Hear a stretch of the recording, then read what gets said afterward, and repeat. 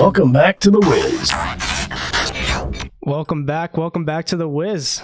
How we doing today, guys? It is Tuesday, January 4th, and the football week is over, but your week is just getting started with the Whizz as we try to whiz it through. My opening thoughts today, just getting right into it because we got a lot of games to talk about. We got a lot of stuff, a lot of action, a lot of stuff to break down. But my opening thoughts today is watching that Big Ben game last night. I mean, I got emotional. I mean, as a Patriots fan, we've been going up against the Steelers for years and years and years, and it was always a good matchup. I thought it was a better rivalry than the Colts rivalry. Like they would always play us hard. They were physical. I remember that 2004 season in the playoffs. That was an unbelievable game down there against all sorts of cold, the flu that they were battling that year. And so Pittsburgh has always been one of those teams in my mind, in the back of my head, that's like, okay, they can beat us. They know our number. They have us down. So it was always this weird dynamic. But I was watching the game last night, and I got emotional. I was literally watching Big Ben like cry on the field, running out of the tunnel. And the only thing I could think of was, as a Patriots fan, we got robbed of this moment with Tom Brady. We're never going to get that final send-off. We'll never get that, the tears in the eyes, him taking a lap around the field, kissing everybody goodbye, going on the media tour. Instead, we got an abrupt breakup and kind of a middle finger on the way out the door, and the way he left, and the way, people cast shadows and talk about it now. So, I mean, that's my opening take. I really, really think, it was special to watch Big Ben. I'll get your opinion. It was special to watch Big Ben last night. He knew it was his last game, went out there, and it meant everything to him. What did you guys kind of take away from Big Ben on the field? Well, it was a special moment, but there was nothing special that happened on the field. Ben Roethlisberger went 24-46 with 123 yards. He had one touchdown, one interception, 52% completion percentage, and really all they did was run the ball with Najee Harris. The game overall lacked luster. That was my biggest takeaway. Very bad game for the Browns and Steelers. But just those final moments of Ben in the 2-minute warning, oh wait, the Browns could be coming back. The Browns could be making it a game here, and seeing the classic Ben worried face one last time as he's stressing out a late round game, like that was good to see, and it was happy to see. And then, like you said, it wasn't anything special on the field. Baker sucked. What were your opinions on the Browns? Obviously, there's not much to report about, but how did you feel about them? And where do they go? Like, where are the Browns going from here? I think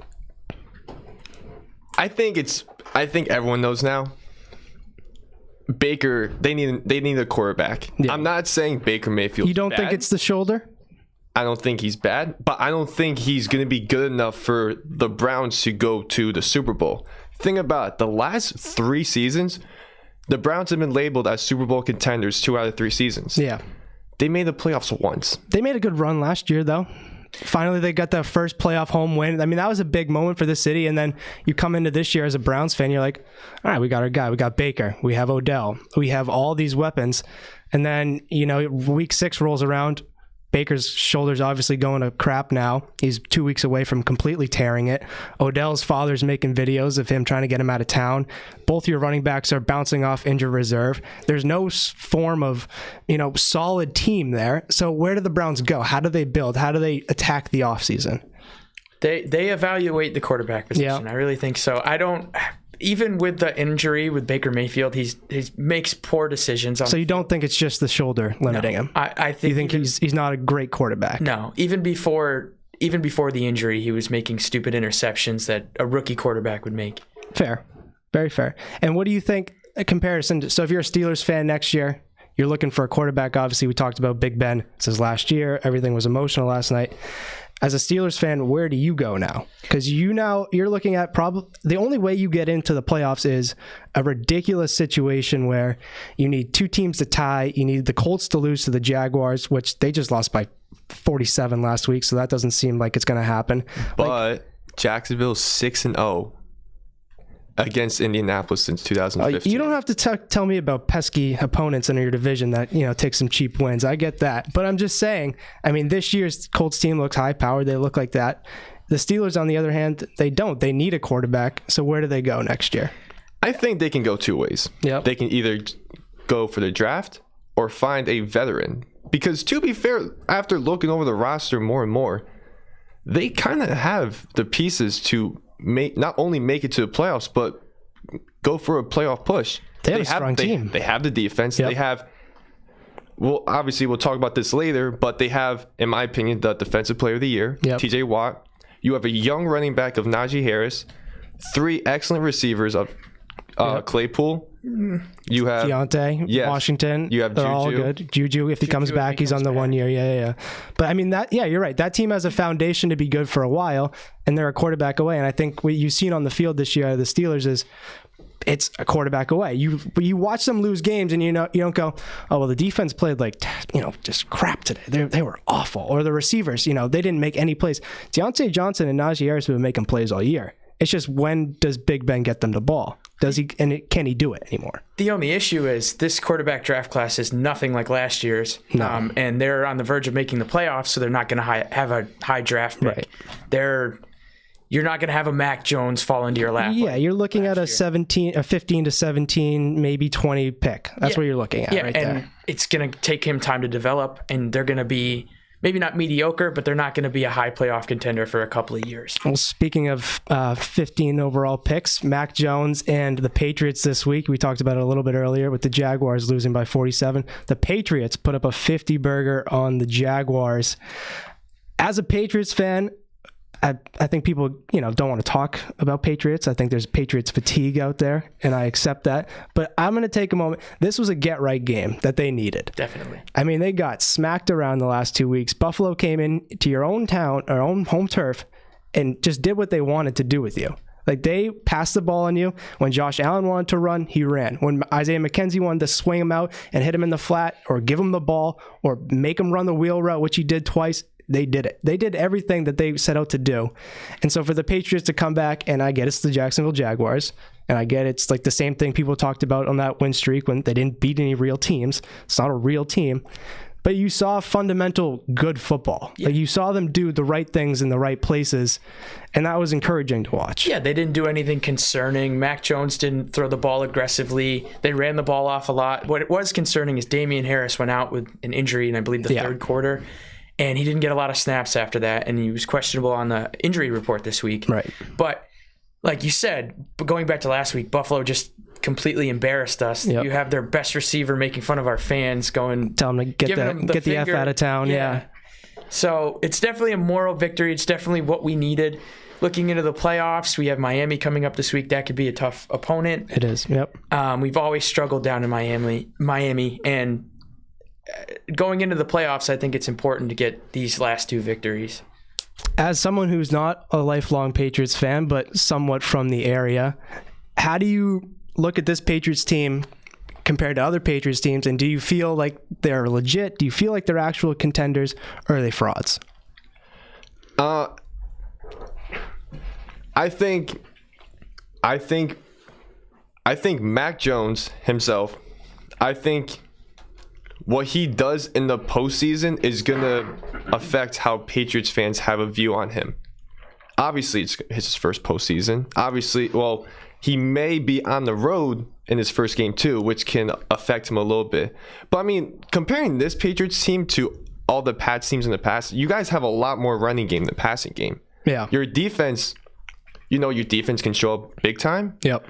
Or it can be a little shaky, but everything goes with Bill Belichick. It really matters in how he wants the game to be. Because I've only watched you guys play in primetime, but when you guys played the Bucs, when you played the Colts, and all the other primetime games, when you guys played the Bucs, I legitimately thought that not only if you guys won that game, but if you guys won that game, I thought, Super Bowl contenders keep it like that for the rest of the season. Doesn't matter if you lose to the Colts or the Bills, boom, put it right there.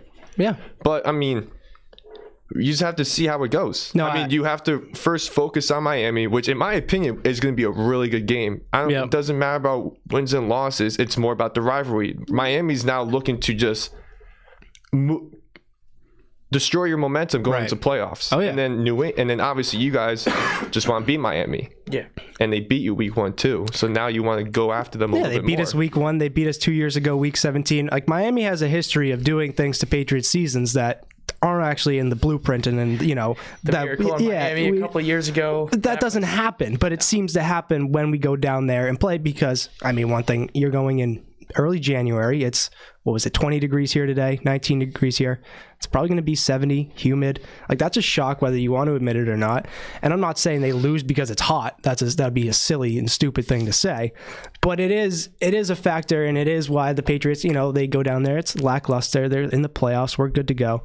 So I think the Patriots do have to stay serious, and I was happy they took that Jacksonville game serious, because they could have easily come out and put up 3 touchdowns and be done. Yeah, play down to their... Right, exactly. And they've done that all season. They didn't put their backup quarterback in, Brian Hoyer, until the start of the fourth quarter. Right. At that point, the game was way out of reach. And that's what I like, what you said about Bill Belichick, is that this team revolves around Bill. It doesn't revolve around a quarterback. It doesn't revolve around a defense. It revolves around him and his day-to-day operation. And, I mean, I can put my belief into that, but only for so much. Like, I just need to see an explosion. You can be this well-coached, well-managed team all you want, but at the end of the day, you're not going to go into the Chiefs' house and beat them. You're not explosive enough for that. You saw what happened in Buffalo. You needed a tornado windstorm to do it. And then Tampa Bay, you choked in the last minute, and I get that was 10 weeks ago, but it's still, it's silly, and it's not worth it. And I just don't see them, you don't have Tom Brady anymore. You're not getting bailed out at the last second. Like, you need to see an actual improvement from Mac Jones and the receivers coming up. And that's it. So when we see Tom Brady in, I don't know, hopefully 4 weeks for the Super Bowl, we can talk about next week, or last week, rather, how they got almost embarrassed by the Jets in their home turf in a shocking turn of events from one of their players. And we'll get to that after the break. This summer, have more fun close to home at Six Flags America on Saturday, August 3rd. Bring a valid picture ID and receive 25% off your family's total admission price. Join our family on Family Fun Day and dress up as your favorite famous family. The top 5 family contest winner will receive free family season passes. That's right, a season pass for your entire family. For additional Family Day contest information, visit sixflags.com. Don't miss out on this once-a-year opportunity for family discounts and prizes. This Family Day, Saturday, August 3rd at Six Flags. America, more flags, more fun, Six Flags. So you're about to know a review when you spy Corona Light on draft.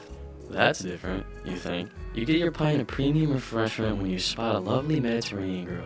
Your beer just got a whole lot better. So why not improve your company?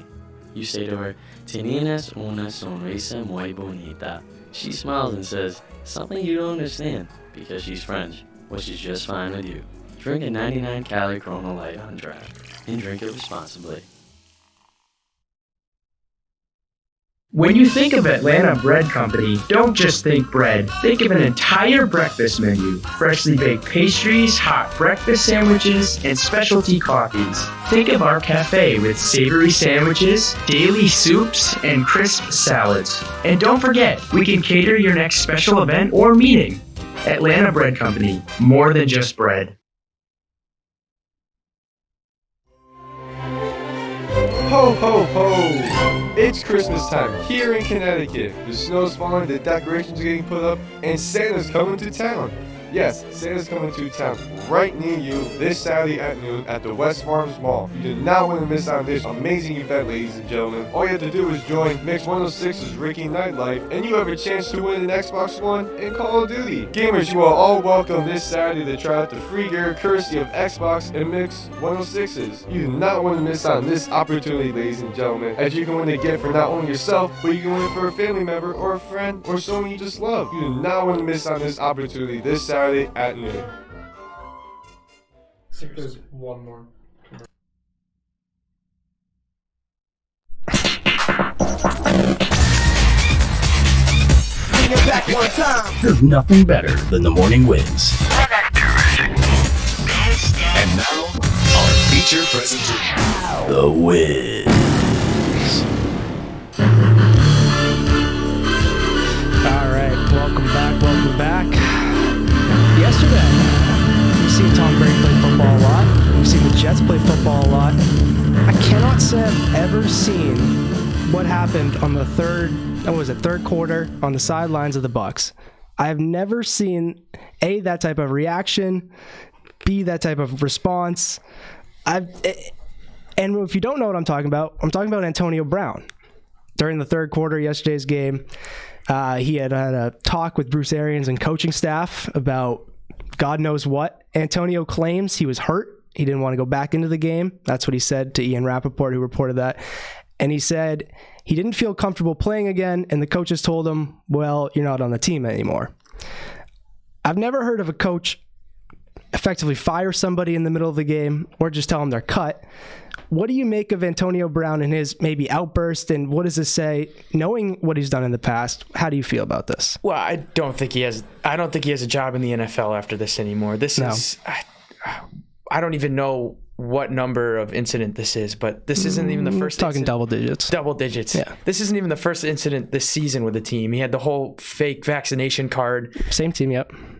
Same team, yeah. And then you don't just take off. And remind, his team went out to bat for him too. Then, yeah, they went out and defended him. They released a statement. His agent released a statement. Tom Brady released a statement. Like everybody went for his back. This team believed in him up until last week. If you watch the video of him taking off his uniform, you can see Mike Evans trying to hold down the uniform so he doesn't take it off. The team wants him to play. He's a great. I still argue he'd be a top 15 receiver in the league right now, but. I mean, if the team wants you to play, but at what cost is it to him personally? Yeah. Like, does football what he needs? You know what I mean? Like, is going to practice every day and kind of excluding yourself from your personal life and what's really going wrong, is that really going to help you? Because we've seen now for, I think this is the fourth year of now problems since he's left Pittsburgh, counting the year he wanted out of Pittsburgh for that whole year.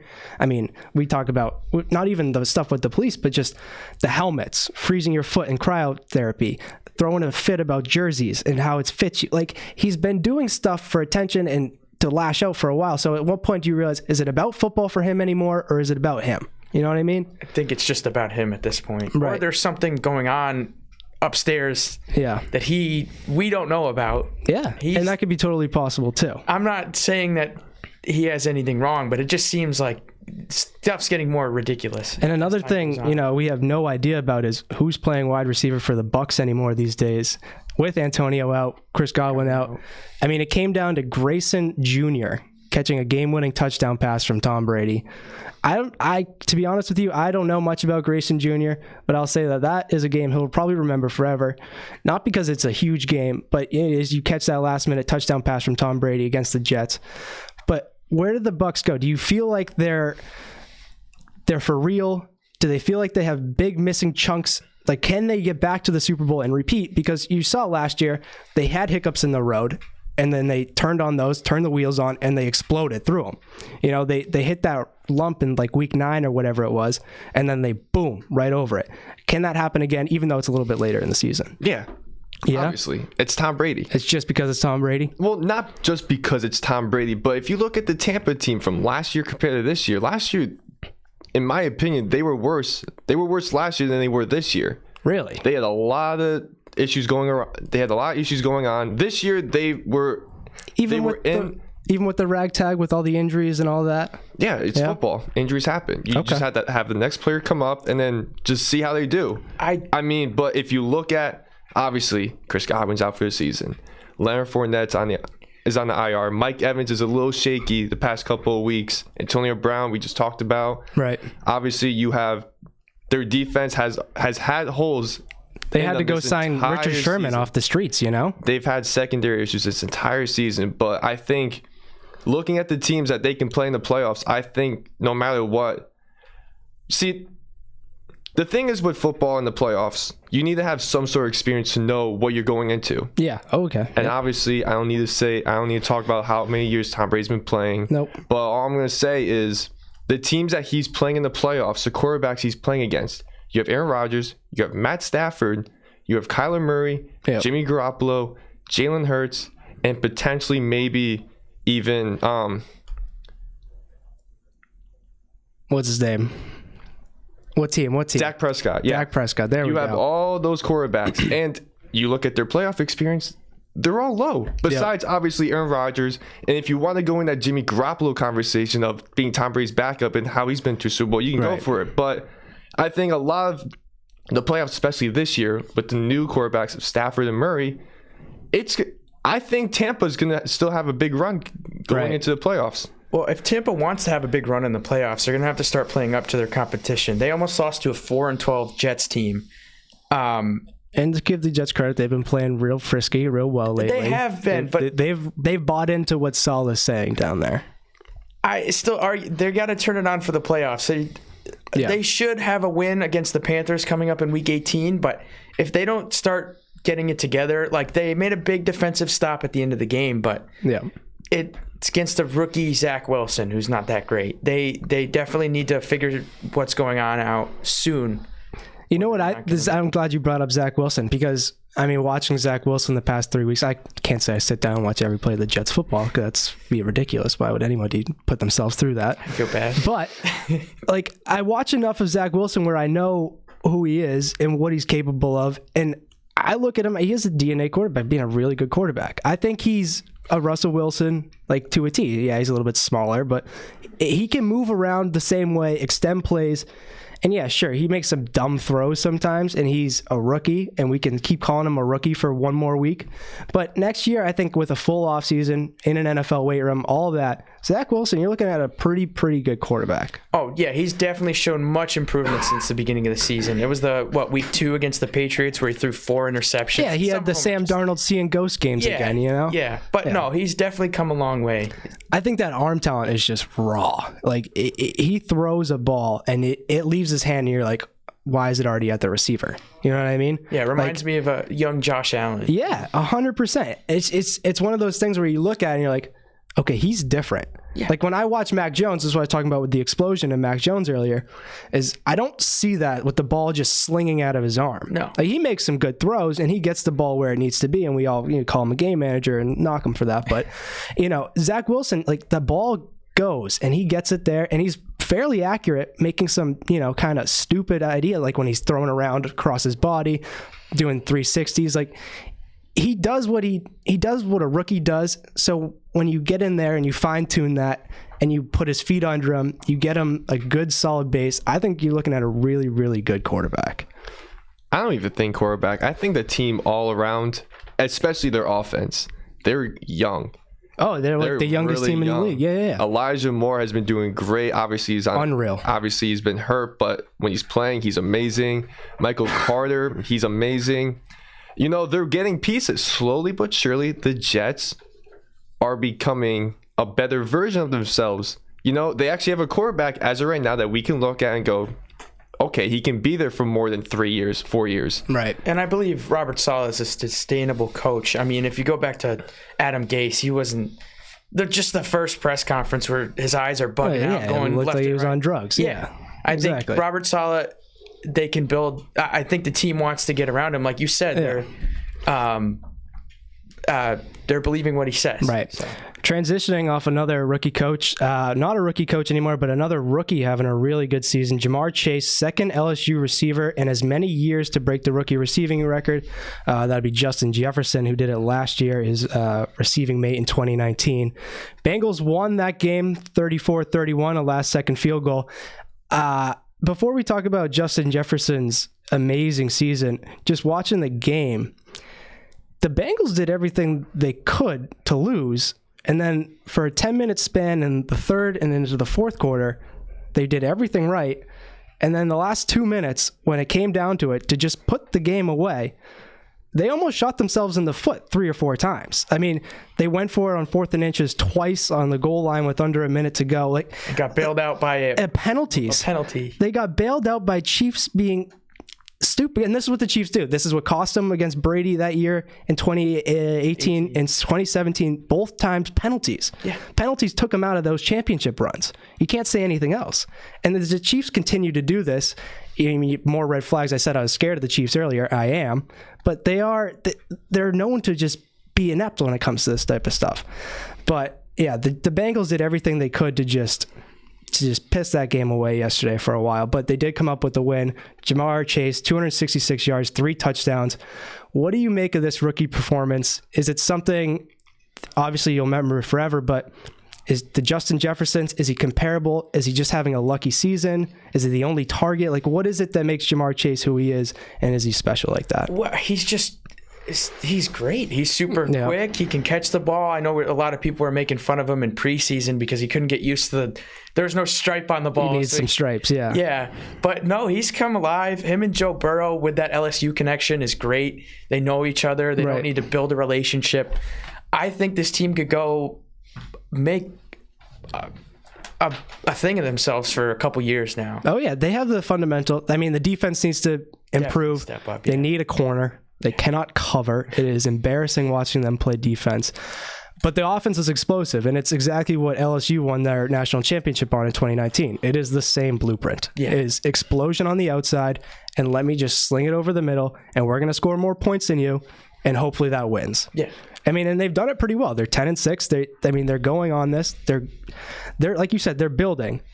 But when you look at it from the other side, the Chiefs, this is the third or fourth game that they haven't figured out how to close, not to mention the run that they went on in the middle of the season, or the beginning of the season rather, where they just didn't show up for games. No, and you wonder, when is the Patrick Mahomes that we saw 3 years ago going to show up? Because even last year, I didn't think he looked spectacular. No. He made some bonehead plays, and he's trying to do too much with himself when he's out there. I think one of the biggest questions in the offseason last year has already been answered. Yeah. One of the biggest what-ifs a lot of people were talking about was, why did Cincinnati draft Jamar Chase instead of protecting Joe Burrow with Penny Sewell? Yep. And it's because of the chemistry. They were teammates at LSU. They know their connections. They won the championship together. They broke records together. They went 15-0 together. Yep. And I'm being unbiased as possible because I'm an LSU fan.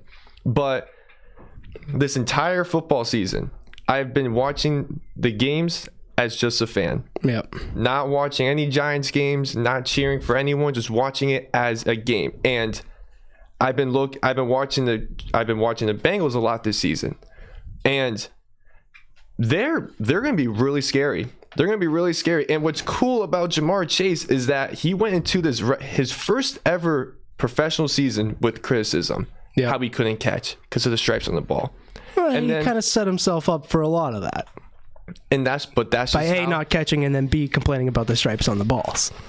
Hey, if that wants to be his excuse, then let him be, because in my opinion, he's having an amazing rookie season. I mean, you look at his rookie season this year, you look at Justin Jefferson's rookie season from last year. Yep. I don't know what LSU's doing with their receivers, but what they're feeding them over there, but they are great. All right. Well, from one performance to another great performance and a great performer all year, we will talk about the Colts and Raiders and what's next to come of the playoffs right after this.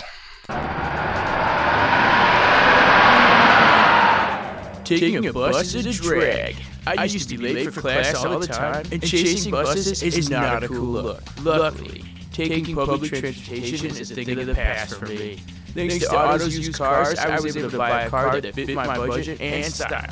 And now I arrive on time, every time. For a limited time, Auto's used cars is offering 50% off all 2008-2013 models for students. And it's easy. All you have to do is show your student ID card and be handed the keys to your brand new ride.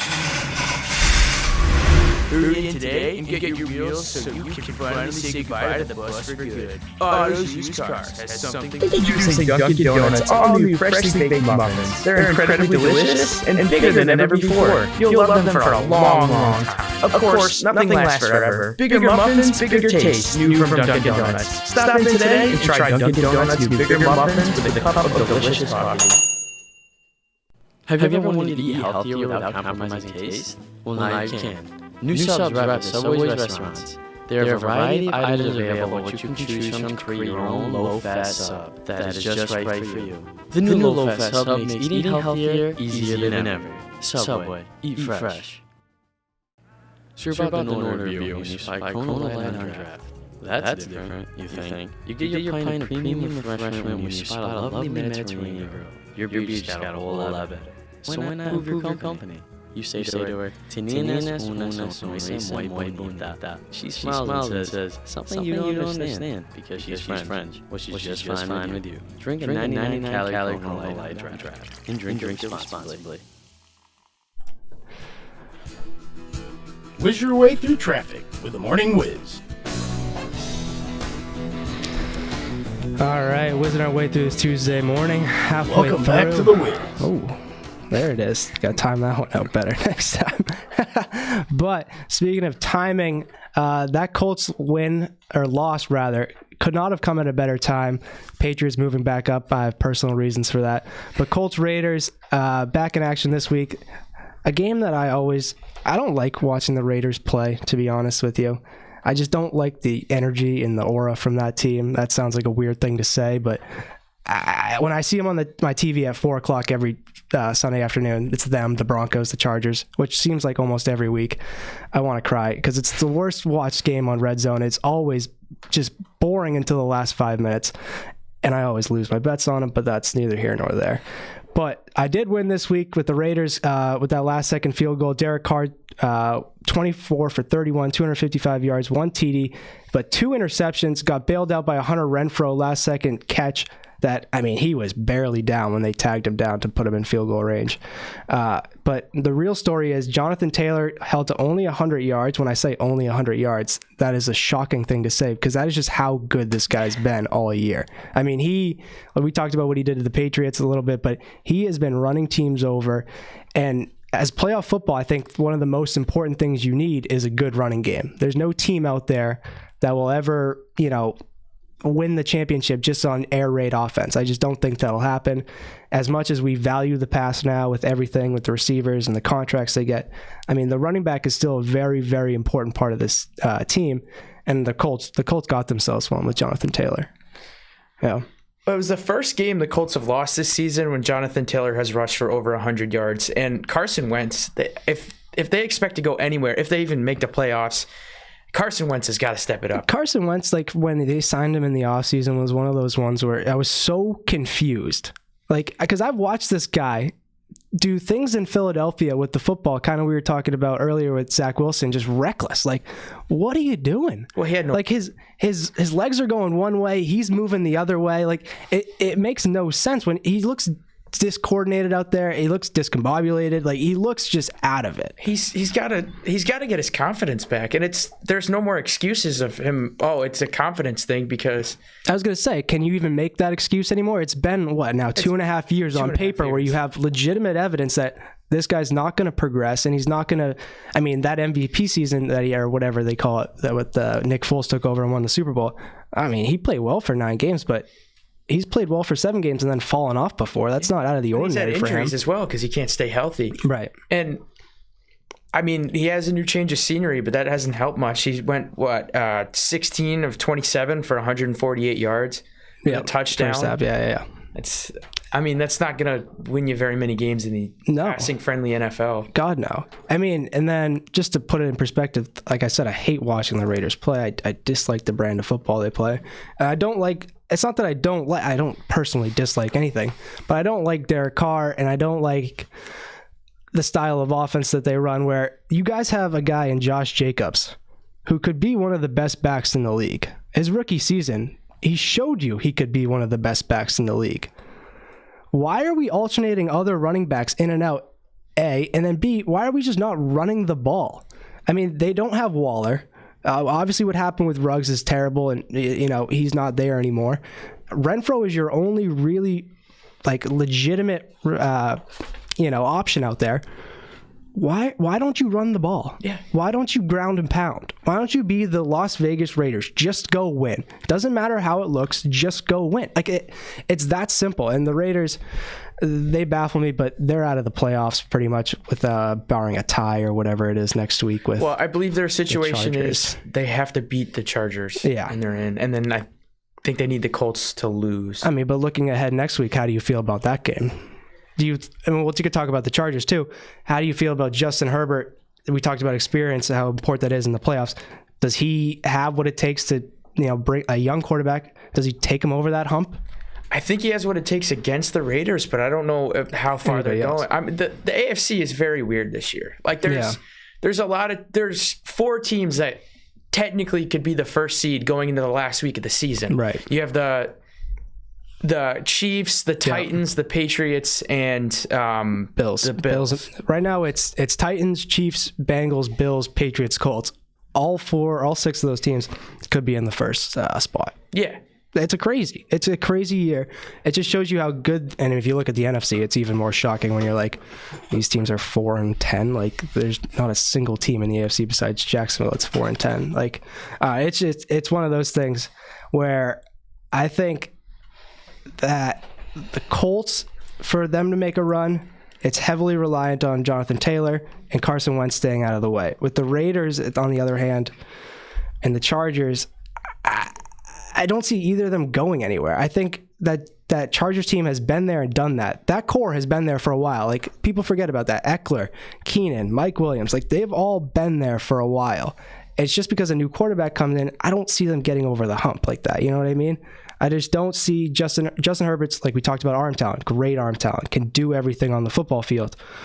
But the intangibles, the small things, checking down, making the right reads, using the clock properly. The Chargers are the worst at that because they get themselves in fourth down more than any team in the league. So it's just young, stupid things like that I don't think they'll be ever to get over the hump. Phillip Rivers was there for 15 years and they didn't. And he's in a perfect example. He never got over the hump. No. He was consistently good and average. Yeah, which is exactly how. I mean, he had some 4,000, 5,000 yard passing seasons mixed in there, but he also got bailed out by one of the best running backs in the league of all time. For a while. Yeah, exactly. So it's... And speaking of bailing out, the Giants need some bailing out of their own. They got whooped this weekend, didn't they? Yeah. You know. To say it lightly? Yeah, I mean, I'm not going to go too into it because I'm not controlling the team. I have nothing to do with the team. I'm just a fan that watches the games. I try to do it 60 times a year, but, after weeks 4 and 5, you can kind of tell where the season will be going. But, starting off everything, first off, I'm really glad about Saquon. I'm happy for him. He got his first 100-yard games in 2019. He got on the same field that he tore his ACL on too. But is it concerning that after an ACL injury like Saquon had, that it's taken him this long to bounce back? That it took him 16 weeks to get a 100-yard rushing game? I mean, this guy was the best running back in college for 3 years. Maybe one of the best running backs for that rookie season he had. Like, why is the drop-off so big there, and is that concerning for the Giants? It's a little concerning, but I think if the Giants go in the right way, they should get a couple offensive linemen to just give them, not only for like stars, but just depth, just in case, obviously next year there's going to be COVID issues, there'll be injuries. So just, try and stack the line as good as possible. But you also just need to look at Saquon himself and just think, like, what else can I do besides running the ball? Because in my opinion, I think Saquon is in the categories of Kamara and McCaffrey, to where not only he can run the ball, but he can catch the ball and he can run. But we know he can catch. If you saw his little play that he had, I saw the one-handed, a couple weeks ago. Yeah, that was amazing. But overall, going into the offseason for the Giants, they should definitely get help, protection, not only for Saquon, but for Daniel Jones. Because in my opinion, after watching this season, I was anti-Daniel Jones before the season. Yeah. Looking at everything he's done this year, obviously, he had a couple of games where he had 3 interceptions, but it's also against teams like the Rams or the Chiefs or the Bucs. But he's proven to me that he deserves to stay there for a little bit longer. See how he does, because we have weapons. Yeah. It's not like... that's the one thing about your team that I love the most. I think you guys have one of the most underrated receiving rooms in the league when healthy. Yes. And it's embarrassing you can't throw the ball. Yeah, I know. You kind of run Daniel Jones like he's Lamar Jackson, an RPO quarterback, but that's neither here nor there. Yeah, hey, Joe Judge, that's his playbook. He can do what he wants because after this year or next year... Is he gone? Yeah, you think he's gone? Yeah. I thought it was Jason Garrett. Looking at it again, it's just Joe Judge. I think it's definitely a mixture. I mean, if you hire Jason Garrett based off what he did in Dallas and mediocrity, you kind of got into bed with that. You knew what you were getting. You knew you were getting a vanilla... I'm just going to clap on the sidelines and, do all that stuff with a big smile on my face. Like, that's what you were getting with Jason Garrett. You know what I mean? Mm-hmm. So what do you want out of your next coach? What do you want to get? Because, you went down the happy-go-lucky, you went down the hard-ass route, obviously, with Joe Judge, where he, makes them run laps. Like, these are grown men running laps like 12-year-olds. But other than that. You know what I want? You know what I want to happen next year? I want to make sure that our offensive tackle isn't even coming close to top 3 in our team for receiving touchdowns. That's what I want to happen. I didn't know that stat. That's embarrassing. Yeah, and Kenny Galladay doesn't have a touchdown either. Yeah. And we paid him a lot of money last year. I think has Kenny Galladay, he's bounced back from injury. Oh, yeah. I mean, don't get me wrong. I'm not criticizing him because he's been injured. I'm talking about like guys who were on the field a legitimate portion of the season, like Tony, Shepard. Like I think Shepard is a legitimate number one receiver. I think, and you just can't seem to consistently find him the ball week in and week out. I'm not bashing on Daniel Jones for this, but if you put like a quarterback like, let's say Russell Wilson. Let's say we trade our 2 picks, we trade Daniel Jones, and we get Russell Wilson. Right. If you put Wilson on the Giants, where would you put them? That's not going to get you anywhere. I still think the defense needs help. I think they need to be a smack in the ass. I think the corners are terrible. Like the same thing with the Bengals. Like your core pieces, the one and the 2 on the outside, the one over the top, and then the one in the middle. You don't have any of them. You know what I mean? Like you have good, flashy players, but you don't have any core there. Yeah, no, our defense, obviously, Jabril Peppers was out for the season. Blake Martinez was out for the season. And Jabril's good. Jabril's good. Xavier McKinney, a lot of people, and obviously I said before, I didn't watch the Giants that much this year, but Xavier McKinney, in my opinion, for a player that barely played his rookie year, and to have some big moments in games, like against the Raiders, he had a pick 6, which was our first pick 6 since like 2016. Yeah. I mean, for the Giants, we have a good amount of talent to get into the playoffs. But the question moving on will be, what coach can we hire to make sure not only does everyone get the production they need, but how can getting everyone their production, like how can you give the ball to Saquon a lot during the game? How can you have Daniel Jones also run the ball during the game, but also having him throw? Right. That's where we're going to have to find a coach that's going to be balance everything out. You have a ton of talent. You have when you say that, the name that comes to mind, just like screaming balance, is John Harbaugh. You think? I almost know so. Not that the Giants are going after him, but like what you just laid out there, when you want balance. I mean, what John Harbaugh just did at Michigan was impressive. And yeah, you could make the knock that he didn't do that for 6 years against Ohio State, and everybody says he can't win the big game. But Michigan was always a competitive team. And you can't recruit in Michigan in college football. That's just not a thing. You know what I mean? Like, there's no pipeline talent really in Michigan. You got 1 to 2 good players every year. It's not South Florida. It's not Texas. It's not California. It's not, any of those Western states. Like, so what I saw him do with the minimal talent that he had, I think he could really balance your team. I mean, he brought a couple years ago the 49ers to the NFC Championship and the Super Bowl. He lost to his brother. Right. Again, he has never won the big one, and I get that, and I understand that. But it's like this. He's a good coach, and he's going to have a stable. And what the Giants more importantly need than anything is culture. Yes. They don't have a culture. Joe Judge making people run laps is not and then culture. Having people retire. Yes. So I don't disagree with you for having a college coach come to the NFL. Yes, he's been there before, but yet again, you're still going from the college level to the NFL level. Yeah. Do you think he can turn out like Urban Meyer? No, because I think what Urban Meyer didn't understand was he's dealing with grown men. Like John has already done that. He coached the 49ers. He had that respect of a very old locker room with Patrick Willis and all those established guys that were in San Francisco.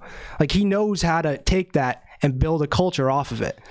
Urban, when the going got hot in both the places he was before, he got out because he couldn't handle it. Like he set himself up for all these kind of flaws, and he didn't realize the type of people that he was, interacting with at the next level where, listen, dude, I'm not here for free anymore. I don't need this. Like, I don't need you to give me this opportunity. I have this opportunity in NFL.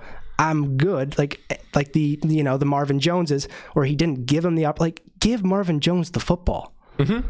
Give him the football. Yeah, I'm not saying. Why are you playing a childish game on the sidelines with one of your all-stars? Mm-hmm. Yeah, so going back to what we were talking about, I'm not saying John Harbaugh can end up like Urban Meyer. Yeah, I don't see that's a once in a lifetime right there. That's something where you're gonna look at and be like, wow.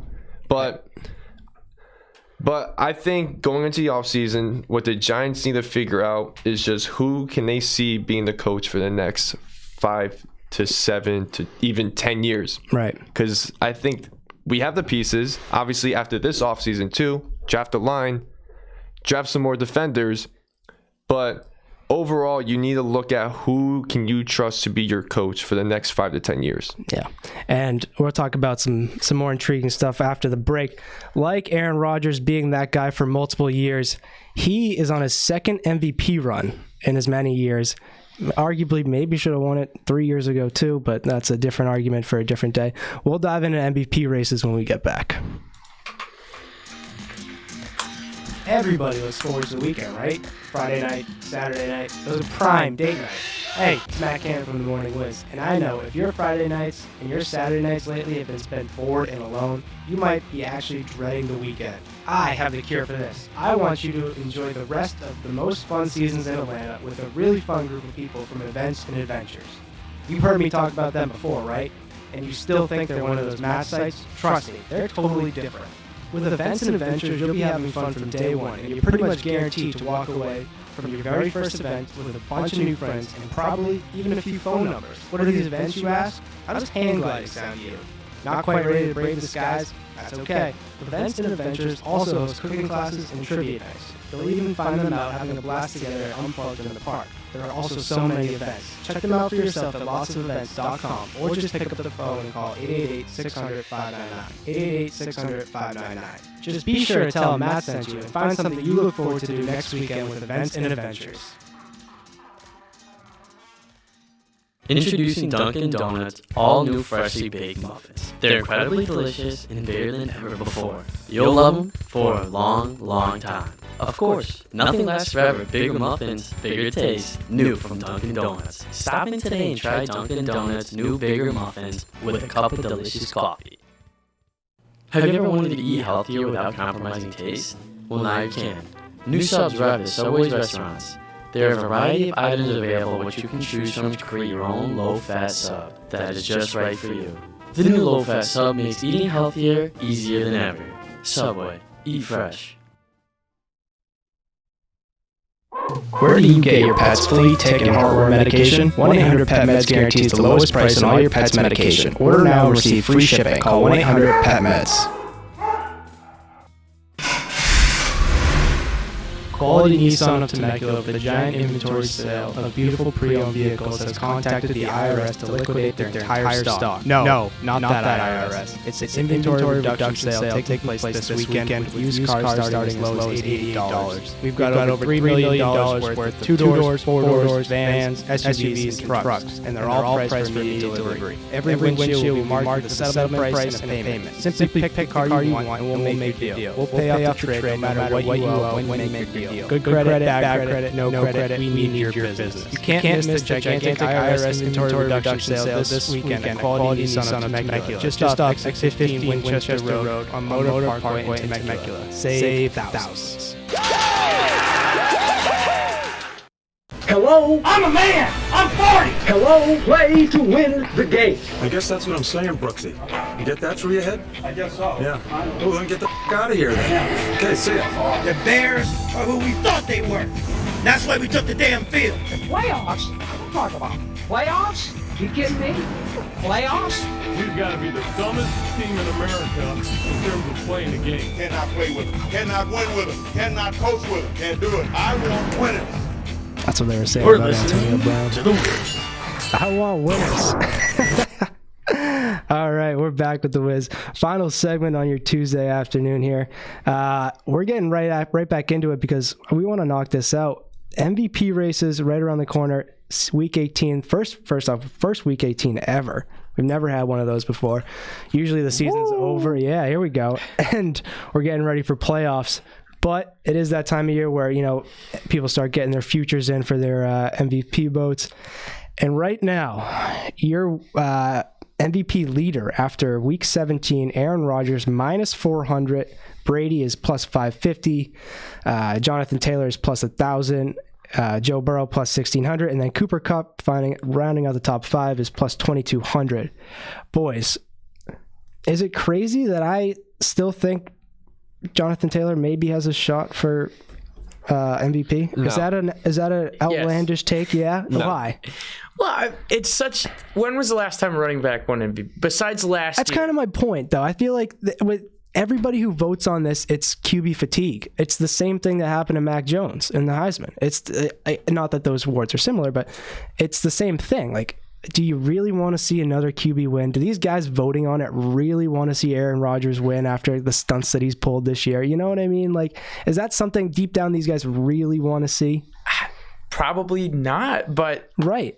I mean, it's hard to argue with how Aaron Rodgers has played this year. Yeah, Jonathan Taylor has played great, but if Derrick Henry stayed healthy, he probably would have won the MVP vote. He's fourth in fantasy point or in total yards this season, right? And he's been injured since week 10. Yeah, I get that and I understand that, but Jonathan Taylor, the award is most valuable player. Yeah. If you notice in that list of names I gave you, Rodgers, Brady, Burrow, and then there's a couple other quarterbacks right out the top 5 there, but they're all quarterbacks. Well, the Packers would be garbage without Aaron Rodgers too, so he's very... But what I'm saying is there's more quarterbacks in the top 10 of this list right here that could be interchanged on any team, so the values automatically drop there. Like, if you could take Brady and Rodgers, Mahomes and Russell and all get the same sort of success, and if you switch teams, I feel like that kind of devalues it. Whereas Jonathan Taylor, he's one of one. There's not another running back putting up a season like he is and having the control and dominance over games that he is. Like, Aaron Rodgers has played well when he's needed to. Like, he started the season slow, turf toe, COVID, everything like that. I mean, he even said it himself 2 weeks ago. They have a problem putting teams away. They seem to let teams back into it. They seem to slip. They seem to lose a little bit in the second half. Like, when you look at the Colts, it's Jonathan Taylor, and if they're passing, they're not scoring because they're not giving it to Jonathan Taylor, and they're not getting points. Like, he is that big of an impact for me, I think, over Aaron Rodgers. As much as, and I get what you mean, as a sports fan, when leagues have the most valuable player, they don't go by value. They don't. They go by stats. They go by records. Right. In my opinion, does Aaron Rodgers deserve MVP? Yes, go for it. Knock yourself out. When you go in the conversations of Cooper Kupp and Jonathan Taylor, that's what the offensive player of the year award goes to. Same thing with the defensive player. But going on valuable, I don't think Aaron Rodgers is that valuable to Green Bay than to how Joe Burrow. And I don't think Green Bay thinks that. Yeah. I watched Packers Chiefs. Jordan Love was the quarterback. That was a bad game. For a quarterback who not only played his first ever regular season game against the Chiefs at the time, who were at an amazing pace, were doing amazing, destroying teams, end up having an 8-win streak. Right. But not at the beginning of the season. I believe that was their second or third game in the win streak. And they were playing, the Chiefs do not have a good defense. I understand that. Especially then, yeah. Yeah, especially at the beginning of the season. Like I said, if you want to argue for how valuable a player is on the team, the Packers would almost definitely won that game if they have Aaron Rodgers. Yeah, 100%. I think, they would have won the game if they had. But my point is, they would have won the game if they had Brady. They would have won the game probably if they had Mac Jones. I think you can stick almost any quarterback replacing Aaron Rodgers, and you can still... Those weapons in Green Bay are deadly. Yes. They're deadly. Not even the offense. Their defense has picked it up this year, which is why I wouldn't be surprised if Green Bay actually made it to the Super Bowl. Yeah. But going back to the awards, I think Aaron Rodgers will win it. In my opinion, I think Cooper Kupp deserves Offensive Player of the Year. Yeah, you said that. So we were talking about Offensive Player of the Year. We could split those up. Jonathan Taylor, Cooper Kupp, Jamar Chase is also in that list. Out of those three guys, you're saying Cooper Kupp, right? Yeah, I mean, you could go into the conversation a little bit with Jamar, but he's going to win Offensive Rookie of the Year. So and then I would argue Mac Jones. Again, if we look at the history of how they award them, you don't get a lot of running backs. You don't get a lot of receivers. It's usually the quarterback. Well, you got to keep him is the staple position. I think Jamar Chase could definitely get regular rookie of the year, though. I think would definitely go to Mac just because of the same reason that the MVP would go to Rodgers, because he controls it. He's the quarterback. Yeah. He makes the river flow in that way. You know what I mean? But that's what sucks about the NFL sometimes. Yeah. In my opinion, last year, Justin Jefferson should have won Offensive Rookie of the Year with all the records he broke. But, they gave it to a quarterback. And this year, I wouldn't even be surprised at all if Mac Jones won it. Also due to the fact that he's a New England quarterback. Well, to be fair to Mac Jones and, the slander you just tried to, insinuate there, Mac Jones was the favorite last week. He was minus 150. Now he's plus 175. That's a pretty big jump. But the jump I'm trying to talk about is Jamar Chase jumped 300 points last week in the betting. He jumped from minus 100 to plus 300 now. Like he made, just in 1 week, they gave him that award. But Jamar Chase struggled for a while in the beginning of the season. Like obviously we talked about it. He had those catching issues. The same reason they're giving Jamar Chase the leg up, they're saying, Mac had those bad 2 weeks at Indianapolis and Buffalo. You can't do that. He lost to Tampa Bay. He had the early season loss to Miami. He looked childish at which wasn't his fault. But. Right, he looked childish at times. But so did Jamar Chase. Like Jamar Chase, for as every good game as he had, Mac Jones has had probably just as well of a game. So to knock Mac Jones is that, I don't know, it just doesn't make sense to me, I just hope it can be Jamar, because I don't want to see another LSU wide receiver lose it. But hey, you know what? I think, whoever wins it, but I just think it should be Jamar with all the records he's breaking. And the thing is, too, you can look at stats against the Chiefs. 11 catches, 266 yards. He also had more he also had more yards than Patrick Mahomes had in passing. Yeah. And you can't, obviously, you can look at it, his stats, but he did that against the Chiefs, who are a good team, no matter what the secondary is. Yeah. And things, I'm looking forward to see it where the rest of the season takes us. I'm looking forward to Patriots, Dolphins, this week. Washington Giants. Good luck to you guys. And we'll see you next week on the Morning Whiz. Have a good one. In this day and age where money is hard to save, cigarettes are not a helping hand. They can cost you a lot more than just money. It can lead to lung cancer or worse. If you want cigarettes out of your life permanently, going cold turkey or so-called miracle pills are definitely not the answer. Talk to your doctor and see what solutions he or she has to offer you. Or call 1-800-QUIT-NOW. That's 1-800-QUIT-NOW to get cigarettes out of your life permanently. Again, call 1-800-QUIT-NOW. Your friends and family will thank you, and your wallet will be a lot happier. When you think of Atlanta Bread Company, don't just think bread. Think of an entire breakfast menu. Fresh baked pastries, hot breakfast sandwiches, and specialty coffees. Think of our cafe with savory sandwiches, daily soups, and crisp salads. Don't forget, we can cater your next special event or meeting. Atlanta Bread Company, more than just bread. Where do you get your pet's flea, tick, and heartworm medications? 1-800-PET-MEDS guarantees the lowest price on all of your pet's medications. Order now and receive free shipping. Call 1-800-PET-MEDS. In a home fire, can your family safely escape in just 2 minutes? It's important to know because home fires claim 7 lives every day. Join the American Red Cross in our national movement to keep your family safe by taking 2 simple steps. Step 1. Practice your 2-minute escape drill. Step 2. Test your smoke alarms monthly. Together, we can sound the alarm to prevent home fire tragedies. Visit soundthealarm.org and pledge to prepare your family against home fires today. Introducing Dunkin Donuts' all-new freshly baked muffins. They're incredibly delicious and bigger than ever before. You'll love them for a long, long time. Of course, nothing lasts forever. Bigger muffins, bigger taste, new from Dunkin Donuts. Stop in today and try Dunkin Donuts' new bigger muffins with a cup of delicious coffee. Tired and stressed from that everyday grind? Is life just kicking your ass? Wishing you had a couple extra $100 in that pocket? Sick and tired of getting stuck in traffic every day? Well, luckily, we have a solution. Tune in daily to Shut Up and Listen, and we will take your stress right out. And if not, James might have to rip your ear off. Did you get a call or message that mentioned Social Security that made you feel threatened or scared? That is not the Social Security Administration. Social Security will not threaten you, press you for personal information, or demand instant payment. Social Security does not accept payments by gift card, prepaid debit card, internet currency, or by mailing cash. Criminals use these forms of payment because they are hard to trace. Don't fall for it. Hang up, ignore them. Report this criminal activity to oig.ssa.gov. Produced at U.S. taxpayer expense.